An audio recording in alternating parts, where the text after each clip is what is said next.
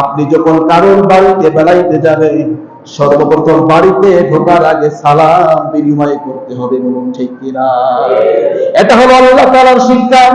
জিবরীল আমিন আলাইহিস সালাতু ওয়াস সালাম, ইসরাফিল এবং মিকাইল আলাইহিস সালাতু ওয়াস সালাম যখন হযরত ইব্রাহিম আলাইহিস সালাতু ওয়াস সালামের বাড়িতে আসলেন, আসার সাথে সাথে সর্বপ্রথম যে আমলটা করেছিলেন, তেনারা সালাম দিয়েছিলেন।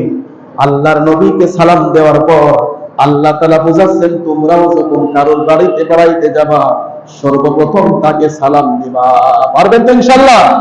সালাম দেওয়া মানে কি? তার উপরে দোয়া করা, ঠিক কিনা বলেন? আসসালামু আলাইকুম ওয়া রাহমাতুল্লাহ, অর্থ কি?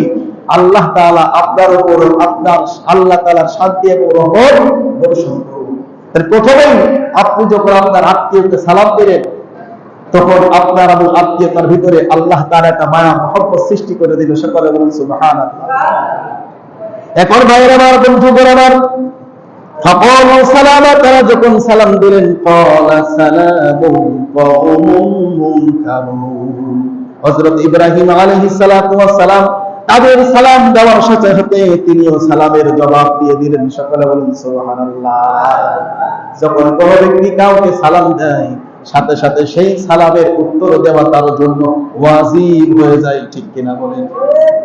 আমাদের সমাজের ভিতরে অনেকে দেখা যায় আমরা সালাম দিতে চাই না, উস্তাদ শিক্ষক যারা আছেন ছাত্ররা তাদেরকে সালাম দিবে, আবার শিক্ষকও কিন্তু ছাত্রকে সালাম দিতে হবে, বলুন ঠিক কিনা? এই জন্য হুজুর দেখলেই সালাম আমরা দিই, কিন্তু হুজুরদেরকে আপনাদের সাধারণ মানুষকে সালাম দিতে হবে না হবে না? কথা বলেন, হবে না হবে না? এই জন্য মাতুব্বারকে সালাম দেবেন, খালি মাতুব্বারকে সালাম দেবে না। যদি কোনো ব্যক্তি সালামের আশায় থাকে যে আমি তো মুরব্বী মানুষ, আমি তো হাজি মানুষ, আমি মসজিদের সভাপতি, আমি মসজিদের কেশিয়ার, আমি ওয়াজ মাহফিলের সভাপতি, আমাকে মানুষ সালাম দেবে, এই ধারণা যে ব্যক্তি করবে তার উপর কবিরা গুনাহ লেখা হবে, বলুন ঠিক কিনা? ওটা প্রকৃত মুসলমান হতে পারে না, ওটা হলো ওর ভিতরে শয়তান আচরণ করেছে, ঠিক কিনা বলেন? বলতে অহংকার দেখা আছে। এই জন্য কোন ব্যক্তি যদি সালামের আশা করে, তা হলো হারাম।